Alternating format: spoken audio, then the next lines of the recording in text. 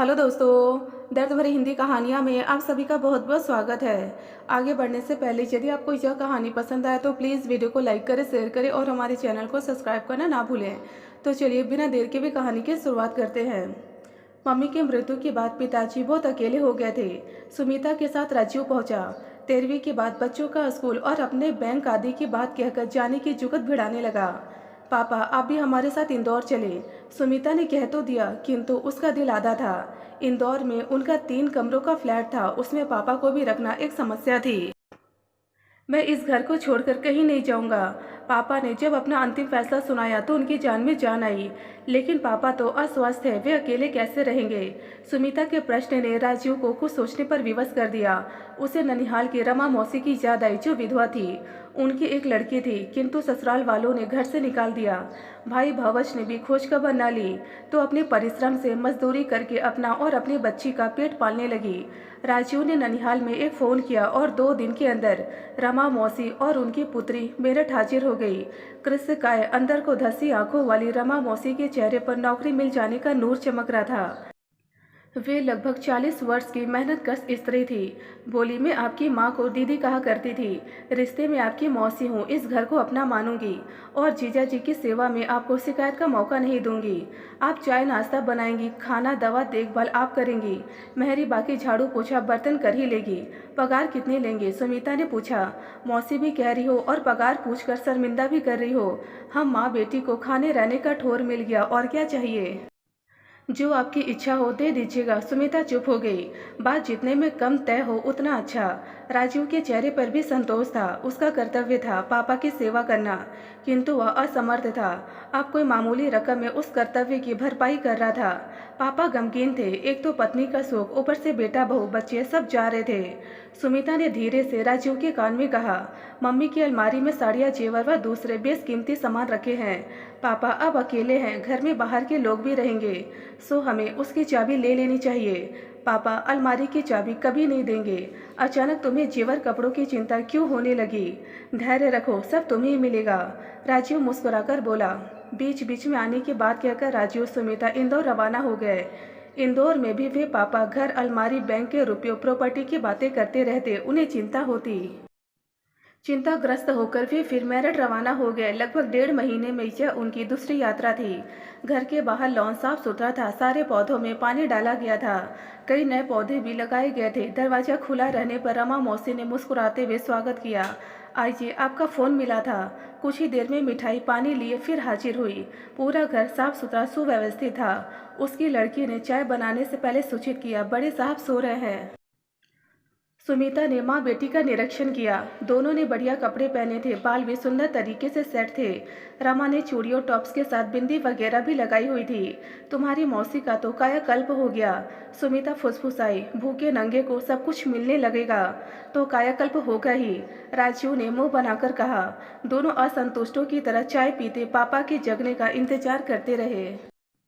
पापा को देखकर उन्हें और आश्चर्य हुआ। वे पहले से अधिक स्वस्थ और ताजा दम लग रहे थे।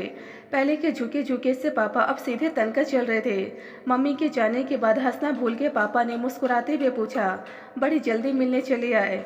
अब आप अकेले हो गए हैं तो हमने सोचा, अकेले का है, रमा है, उसकी लड़की सरिता है, उसको यहीं इंटर कॉलेज में डाल दिया है। शाम को 1 घंटा पढ़ा दिया करती हूँ, तेज है। पापा सरिता का गुणगान करते रहे, फिर उसे पढ़ाने बैठ गए। रमा मौसी सबके चाय नाश्ते के बाद रात के खाने में जुट गई। सब कुछ ठीक चल रहा था, किंतु राजीव सुमिता असंतुष्ट मुख मुद्रा में बैठे थे। वे पापा के किसी काम नहीं आ पा रहे थे और अब उनको इनकी कोई ज़रूरत भी नहीं रही। रात को पापा सीरियल्स देखते हुए रमा से उसके बारे में पूछताछ करते खूब हंसते रहे। सरिता से पढ़ाई संबंधी बातें भी करते रहे। जीवन से निराश पापा को जीने की वजह मिल गई थी। रात में खाना खाते समय सब चुपचाप थे। खाना स्वादिष्ट और मिर्च मसाले रहित था। रमा मौसी एक गरम रोटी स्टार से खिलाती रही। अंत में खीर परोसी गई। पापा संतुष्ट एवं खुश थे। राजीव सुमिता संदेहास्पद इस दृष्टि से रमा को घूर रहे थे। रात में टीवी कार्यक्रम की चर्चा रमा और सरिता से करते पापा कई बार बेटे बहू की उपस्थिति ही भूल गए। नाती पोतों का हालचाल भी नहीं पूछा। रात में सोते समय राजीव बोला, यदि हम उसी समय अपने साथ पापा को ले गए होते तो आज वे इस तरह माँ बेटी में इन्वॉल्व न होते। अरे यहाँ क्या बुराई है, स्वस्थ हट्टे कट्टे हैं खुद से, वहाँ 3 कमरों के डब्बे में कहाँ एडजस्ट करते इन्हें।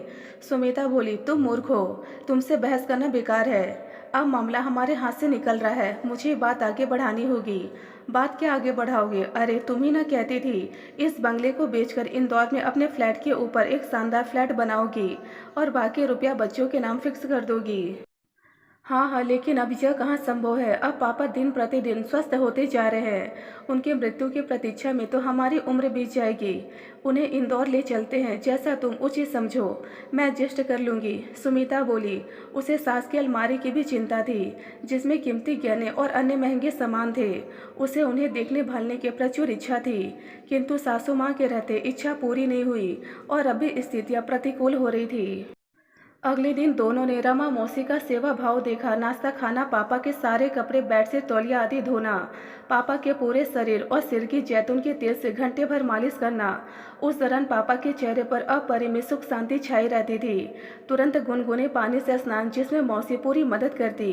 फिर उनका हल्का नाश्ता करना, यानी चपाती, सब्जी, ताजा मुट्ठा आदि। किंतु रमा मौसी ने राजू सुमिता के लिए अलग से देसी घी का हलवा और पोहा बनाया था।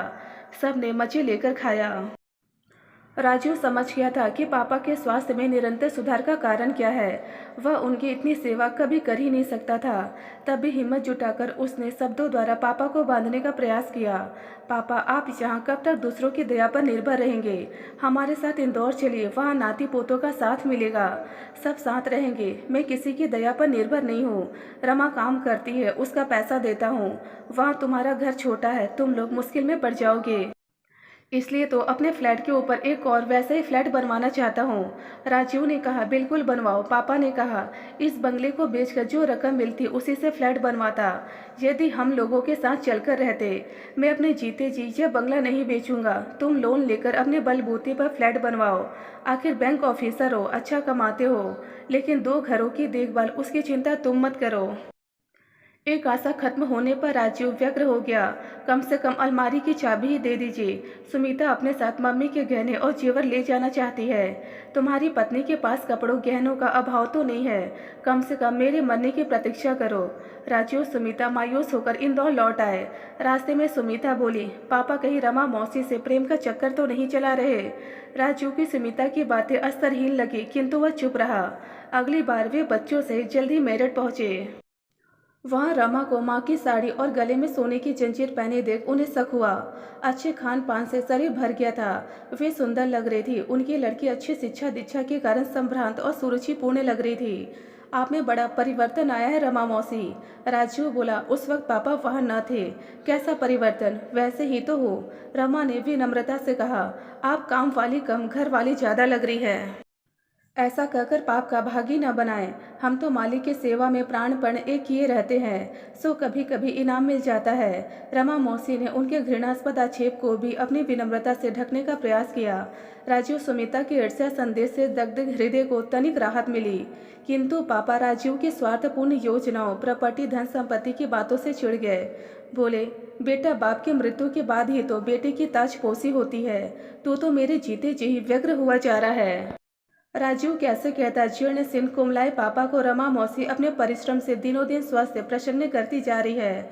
सो दूर दूर तक उनके मृत्यु के आसार नजर नहीं आ रहे थे और उसके गाड़ी वाड़ी, बैंक बैलेंस आदि के सपने धराशायी हो गए थे। पापा के जीवित रहते उन्हें हथियाना चाह रहा था, तो पापा के अड़ियल रवैये से वह सब संभव नहीं लग रहा था। रात के खाने के बाद साधारण बातचीत ने झगड़े का रूप ले लिया। राजीव अपनी असलियत पर उतर आया। बोला, पापा कहीं आप दूसरी शादी के चक्कर में तो नहीं हैं? यदि ऐसा है तो इससे शर्मनाक कुछ हो ही नहीं सकता। पापा की बोलती बंद हो गई। वे हक्के बक्के इकलौते पुत्र का मुंह देखते रह गए, लेकिन फिर जल्दी संभल गए। बोले, आज तुझे अपना पुत्र कहते लज्जा का अनुभव होता है। एक निस्वार्थ स्त्री जिसने तेरे मरते हुए बाप को आराम और सुख के 2 पल दिए, उसे तूने गाली दी, साथ ही अपने जन्मदाता को शर्मसार किया। मैं तुझे एक पल यहाँ बर्दाश्त नहीं कर सकता। सुबह होते ही अपने परिवार से यहाँ से कूच कर जाओ। ऐसे पुत्र से तो निसंतान होना बेहतर है। पापा के रुख को देखकर राजीव की सिट्टी पिट्टी गुम हो गई। अगले ही दिन वे इंदौर लौट गए। फिर 1 वर्ष तक उसने मेरठ का रुख नहीं किया। रमा मौसी स्वयं फोन करके पापा की खबर देती रहती थी। एक दिन पता चला पापा बाथरूम में गिर गए हैं और उनके कूल्हे की हड्डी टूट गई है। राजू एक दिन के लिए आया अवश्य, किंतु कूल्हे की हड्डी के ऑपरेशन के कारण उन्हें हाई डोज एनेस्थीसिया दी गई थी। सो पापा से भेंट नहीं हुई। ऑपरेशन के बाद राजू अगले ही दिन लौट आया। उसका एक वकील मित्र था मनोहर, उसने और रमा मौसी ने बढ़ चढ़ कर पापा की सेवा की। इसलिए राजू निश्चिंत भी था। चूंकि मनोहर पापा की प्रॉपर्टी और धन की देखभाल करता था, इसलिए राजू उससे संपर्क बनाए रखता था। पापा फिर बिस्तर से उठ ही नहीं पाए। वे बिस्तर के होके रह गए थे। रमा मनोहर ने राजू सुमिता को आने के लिए कहा, किंतु उन्होंने बच्चों की परीक्षा और अन्य व्यवस्थाओं का बहाना बनाया। अंत में उन्हें पापा के मृत्यु का समाचार मिला और राजू पत्नी व बच्चों सहित तुरंत मेरठ पहुंच गया। वहां पिता के निस्पंद शरीर को देखकर उसकी आंखों में आंसू नहीं आए। लोग रमा मौसी की बहुत प्रशंसा कर रहे थे कि उसने जितनी पापा की सेवा की वह घर का सदस्य कर नहीं सकता था, किंतु राजू कुछ सुन नहीं रहा था। एक अजीब सा भाव उसके मन, मस्तिष्क और शरीर में छाया था। गुरुतर भाव, सब कुछ मेरा। मैं इस घर, खेत खलियान, बैंक बैलेंस सबका मालिक। मेरे ऊपर कोई नहीं, जो इच्छा हो करो। कोई डांट डपट, आदेश, अवज्ञा नहीं। राजू को लगा कि वह सिंहासन पर बैठा है और उसकी ताजपोशी हो रही है। यह एहसास नया नहीं था। एक पीढ़ी के गुजर जाने के बाद दूसरी पीढ़ी के बड़े कोई या सत्ता सुख हमेशा ही ऐसा आनंदित करता है। तब बच्चे बुजुर्गों की मृत्यु से दुख नहीं वरन संतोष का अनुभव करते हैं। अचानक उसकी वक्र दृष्टि रमा मौसी पर पड़ी। उसने धीरे किंतु विषपूर्ण स्वर में कहा, 13वीं के बाद तो माँ बेटी को मैं एक क्षण यहाँ नहीं देखना चाहता। इस तरह पिता की मृत्यु देह की उपस्थिति में उसने रमा मौसी, जिसने उसके और सुमिता के कर्तव्यों का बखूबी निर्वाह किया था, का पत्ता काट दिया। मनोहर ने कुछ बोलने का प्रयास किया, किंतु उसने इशारों से उसे चुप करा दिया। वह अंतिम संस्कार के पूर्व किसी प्रकार का तमाशा नहीं चाहता था। रमा चुपचाप रोती रही। अंतिम संस्कार के बाद राजू की महत्ता जैसे और बढ़ गई। पिता को मुखाग्नि देकर वह समाज के सम्भ्रांत लोगों के बीच बैठा, दिन दुनिया की बातें करता रहा। उनके जाते ही उसके भीतर शांत बैठा परिवार का मुखिया फिर जाग गया। वह मनोहर से पिता की संपत्ति का ब्यौरा लेने लगा और रमा मौसी को अगले दिन जाने का आदेश सुना दिया। मनोहर ने उसे समझाया, राजू रुक जाओ, 13वीं तो हो जाने दो। बिल्कुल नहीं, तुम्हें नहीं पता, इस स्त्री के कारण ही मेरे पिता मुझसे दूर हो गए। मुझे अंतिम समय कुछ न कर पाने का पितृकर्ज चढ़ गया। किंतु रमा मौसी ने अधिक परिश्रम तो किया, तो कम से कम 13वीं की रस्म। कैसी 13वीं? उसके लिए हम फिर आएंगे। इतनी लंबी छुट्टी ना मुझे मिलेगी ना बच्चों को स्कूल से। पर उसके पूर्व मैं घर लॉक करके जाऊंगा। लॉकर से गहने निकलवा लूंगा, रुपए अपने खाते में ट्रांसफर करवा लूंगा, घर अलमारी के कीमती सामान ठिकाने लगा दूंगा। किंतु तुम ऐसा नहीं कर सकते। अच्छा भला कौन रोकेगा मुझे? तुम्हारे पिता की वसीयत। उन्होंने 13वीं के दिन मुझसे वसीयत पढ़ने को कहा था, किंतु तुम्हारी जल्दबाजी के कारण आज ही मुझे तुमको बताना है कि ये घर वे रमा मौसी के नाम कर गए हैं। बैंक के रुपयों का 50% वे किसी अनाथ आश्रम को देकर गए हैं और बाकी 50% तुम्हारे बच्चों के नाम कर गए हैं, जो उन्हें बालिग होने पर मिलेगा। अलमारी और लॉकर के वे जेवर वे तुम्हारे पत्नी को देकर गए हैं। राजू के पैरों तले जमीन खिसक गई। वह विस्मय से मुंह खोले मनोहर को ताकता रहा। स्त्री पुरुष का केवल एक ही रिश्ता नहीं होता। तुमने उन पर, एक वृद्ध व्यक्ति पर चरित्रहीनता का आक्षेप लगाकर अंतिम समय में उन्हें बहुत कष्ट पहुंचाया, जिसका तुम्हें पश्चाताप करना होगा। मनोहर ने अपनी वाणी को विराम दिया और उसे हिकारत से देखते हुए चला गया। सिसक सिसक कर रोती रमा के सामने आंखें उठाने की हिम्मत नहीं रह गई थी राजू में। वह वैसे ही सिर झुकाए बैठा रह गया। दोस्तों यदि आपको यह कहानी पसंद आए तो प्लीज़ हमें कमेंट बॉक्स में कमेंट कर अपने विचार जरूर बताएं। ढेरों पारिवारिक और शिक्षाप्रद कहानियां सुनने और पढ़ने के लिए हमारे चैनल दर्द भरी हिंदी कहानियां को जरूर सब्सक्राइब करें। धन्यवाद दोस्तों।